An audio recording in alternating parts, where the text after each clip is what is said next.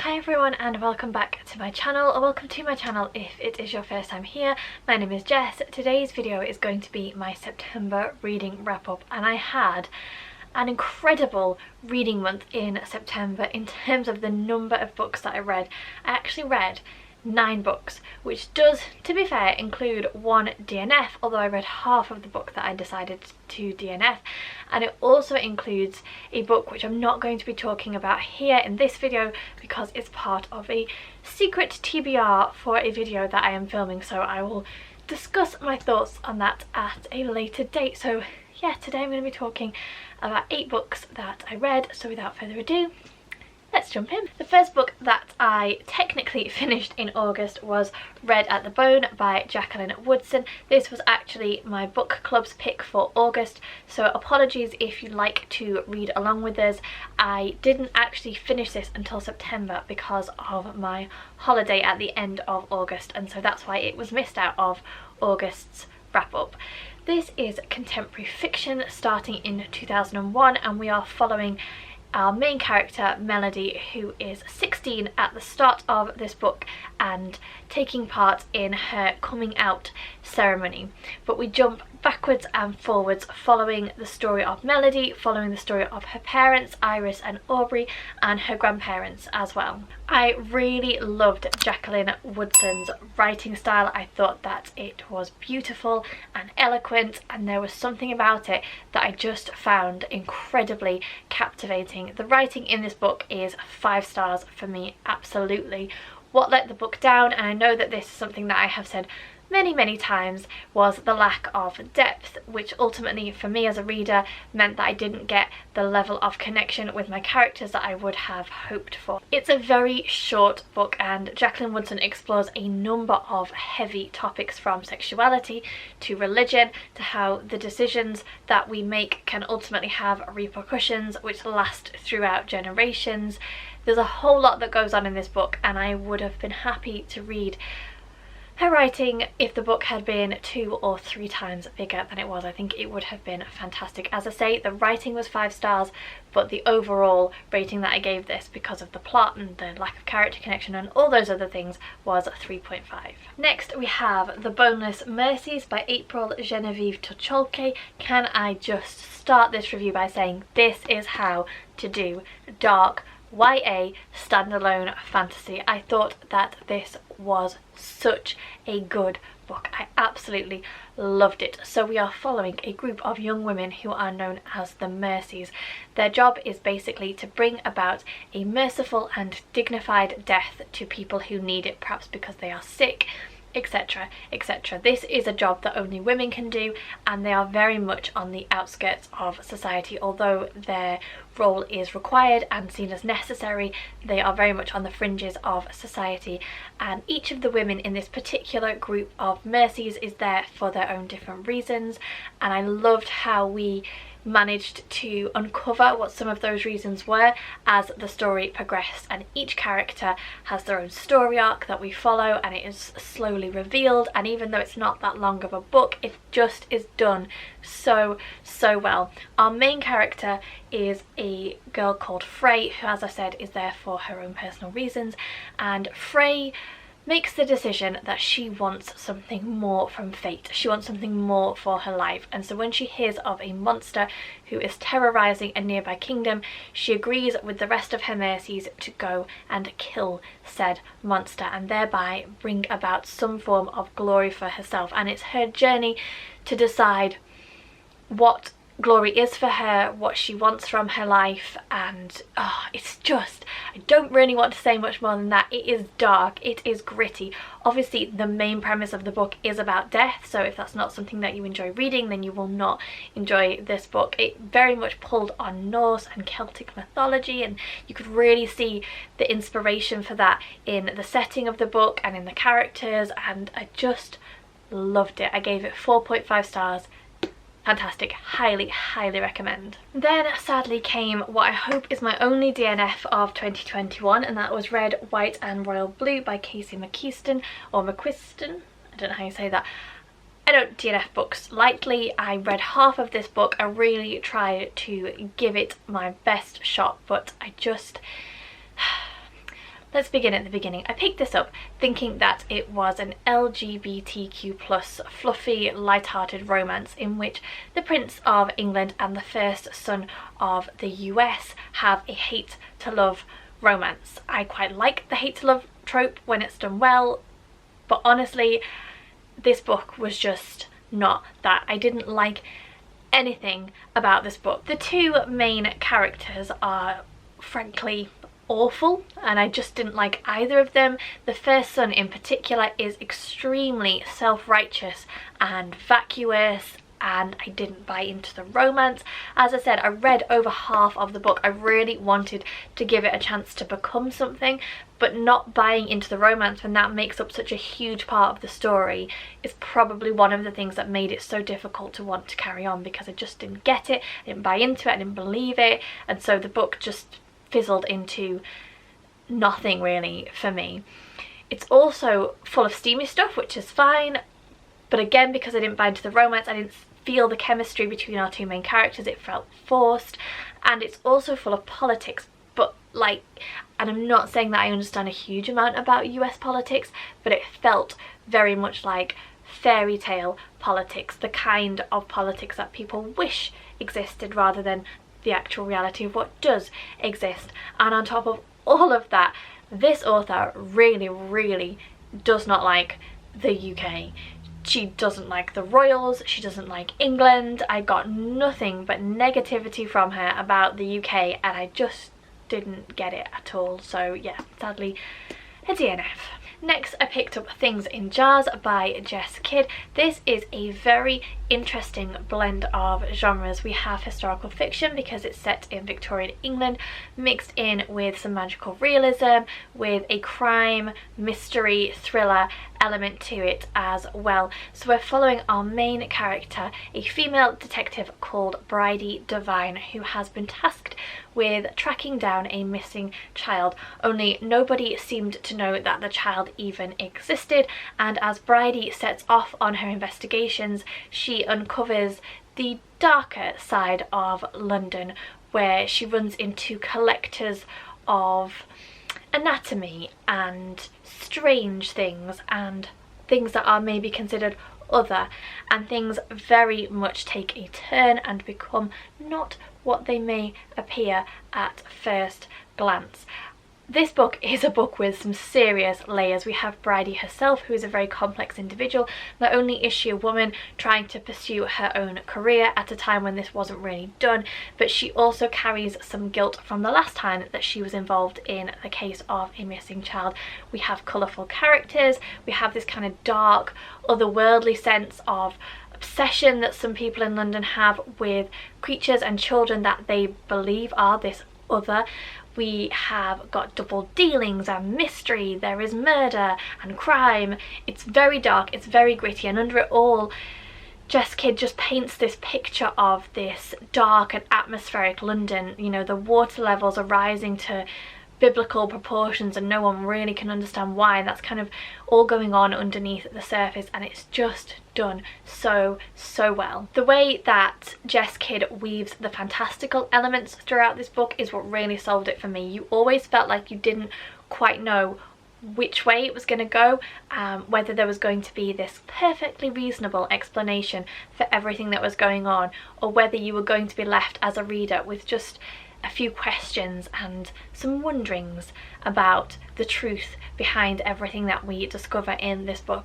Honestly, really enjoyed this. Gave it 4 stars, would highly recommend. I'm sorry about the flickering light. It is a very miserable day here, and it's like torrential rain 1 minute and then bright sunshine the next, so we're just having to roll with it, I'm afraid. The next book that I read was Where the Forest Meets the Stars by Glendy Vanderer. This was my book club's choice for September.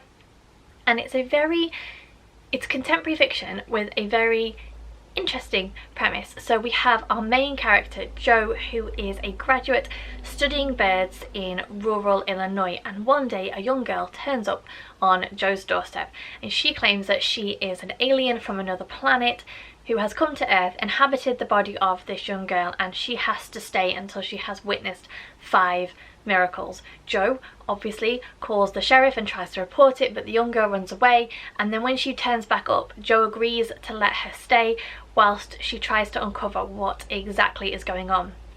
She also involves her neighbour, the reclusive Gabe, I think he's called. Yes, Gabe, I did know that. And together they both begin to form a bond with this little girl called Ursa, and so our story unfolds. I don't want to say too much because the main thing that I enjoyed about this book was the fact that I never really knew what was going on. I didn't know if there was going to be a sci-fi element and Ursa was going to end up being from space, or if there was going to be a more logical explanation, which is that she was this traumatized little girl who had turned up but somehow nobody had reported her missing. And so there were two very different ways the story could unfold, and I really liked the way that the author managed to keep me as a reader on my toes, guessing as the story progressed.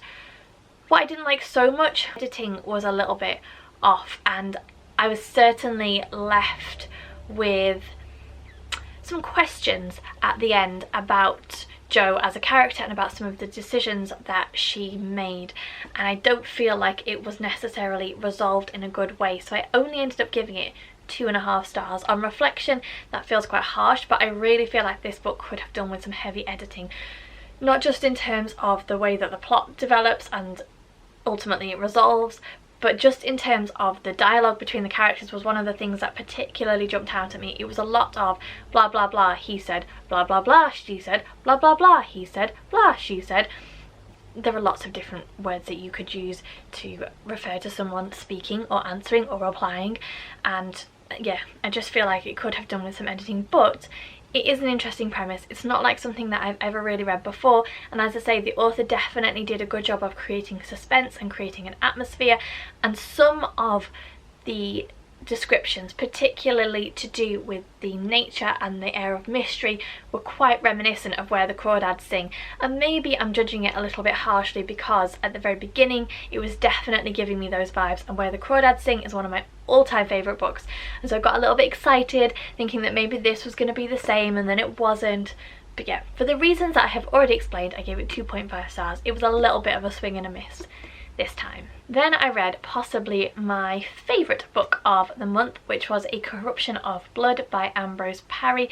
This was a proof I requested from NetGalley, and I didn't realise when I requested it that it was the third in the series, but I persevered nevertheless, and I'm so glad that I did. It is historical fiction set in the 1850s in Edinburgh, and we are following two main characters. We have Dr. Will Raven, who finds himself at the heart of a mystery surrounding the death and disappearance of babies in the city, and we have Sarah Fisher, who works with Will and very much wants to become a trainee doctor, but finds her way is effectively barred due to her gender. This book is sharp and entertaining, but it is dark. It looks at the topic of baby farming, which sadly was a practice which existed during this time period, and it looks at it in quite stark detail, so it certainly won't be for everyone, but I thought that it was fantastic. I loved the back and forth between Raven and Fisher. I loved the gritty style of the writing and the way that it really immersed me as a reader in Edinburgh at this point in history. There were several moments that made me laugh out loud. There's a real dry sense of humour which runs all the way through, despite the fact that it's looking at quite a dark topic. I'll definitely be looking to pick up books 1 and 2. I gave it 4.5 stars. The reason that it lost half a star is basically because I thought that the way it looked back at things that happened in books 1 and book 2 was quite clumsily done. It almost tried to make an assumption that you could read it as a standalone, but very evidently you couldn't, because there was constant references back to things that had happened before in the first 2 books. And although that's probably my mistake for reading them out of order, I feel like they either could have been done a little bit more seamlessly or just missed out completely, and it would have been fine. So it lost half a star for that reason, but honestly, thoroughly enjoyed it. Cannot wait to read the other 2 books. I just thought that it was fantastic. I would highly recommend the audiobook. Also, we have 2 narrators, one for Will and one for Sarah, and I flew through it. I thought it was brilliant. Next, I picked up a middle grade book, which I have not done in a very long time, but I really just felt like reading something light-hearted and whimsical. So I went for Starfell, Willow, Moss and the Lost Day by Dominique Valente. This is about our main character Willow, a young witch who is considered the least powerful in her family. She has the skill of finding lost things for people, but that's kind of a magical ability that is looked down on. I think one of her sisters can blow things up and one of her sisters can move things with her mind, and so they're considered much more powerful than our main character Willow, until one day the most feared witch in all of Starfell comes to Willow and asks for her help because a day has gone missing, and this witch fears that something nefarious has happened because of this, and so they set off on an adventure. Honestly, this ticked all the boxes that I was looking for. It's wonderfully told, it's so whimsical and just such a gorgeous little quick read. I thought that it was great. Willow as our main character is very likable and you really root for her. She makes a variety of friends from a variety of magical species along the way. We have trolls and dragons and seers and just all kinds of things. It's a very much a coming of age, finding out where you belong. You know, at the beginning of the book, Willow looks down on herself and her abilities, and then by the end of the book she realizes that it's not about how much power she has but what she chooses to do with that power, which is always a good lesson for our children to learn in life. Yeah, just really enjoyed it. Whimsical, beautifully told, a coming of age adventure story. Thought it was great. And the final book that I read this month was The Love Square by Laura Jane Williams. This is contemporary romance and I really enjoyed it. Don't normally say that about contemporary, it's not normally a genre that I love, but I have to say this ticked a lot of boxes in terms of entertainment factor. So we have our main character Penny, who considers herself to always have been unlucky in love until one day Francesco walks into her London cafe and essentially sweeps her off her feet. They have this whirlwind romance for 3 weeks, and then a family situation means that Penny has to leave London and go to her uncle's pub in Derbyshire. She breaks things off with Francesco as a result, and then very much goes on a journey to find out who she is, and she finds herself in a love square. So she meets 2 other people, and then including Francesco, she ends up in a love square, and this is very much about Penny finding out who she is and being true to herself and not thinking that she necessarily needs to have a man in her life in order for her to be happy and in order for her to achieve the things that she wants to get from her life. It was entertaining, it was a little bit predictable in places, but it was very well told. It was warm and buzzy and light-hearted. It didn't take itself too seriously. There's a good level of representation in here.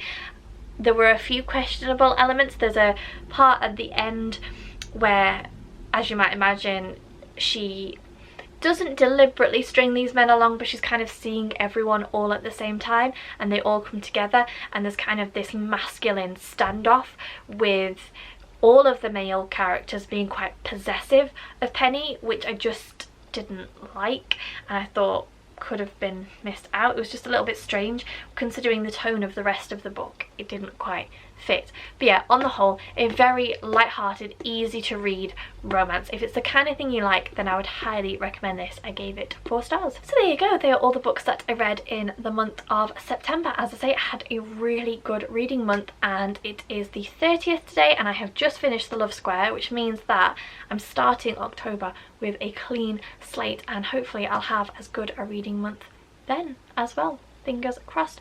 So there you go.